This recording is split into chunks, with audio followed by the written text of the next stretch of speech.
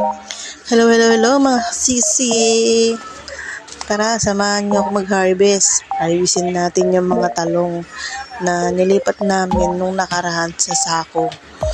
Kasi yung pinagtaniman namin dati sa likod ay nilinis na nila. Kaya yung natitira pang buhay na talong, nilipat namin sa mga sako. Ito pa yung mga tanim ko. Meron papaya, may punla ng kamatis, may luya, may sibuyas. Ayan, may bunga na sila.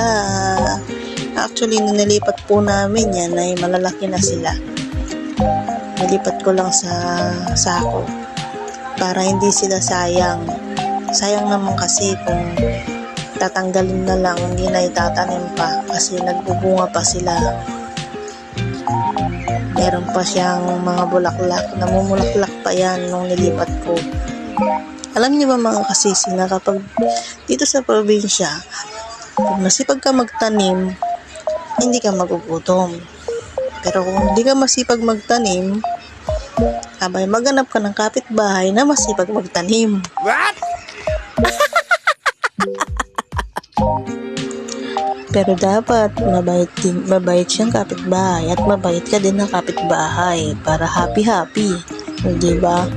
Bibigyan ka niya ng tanim niya. O, di ba lusog ka? Bye-bye!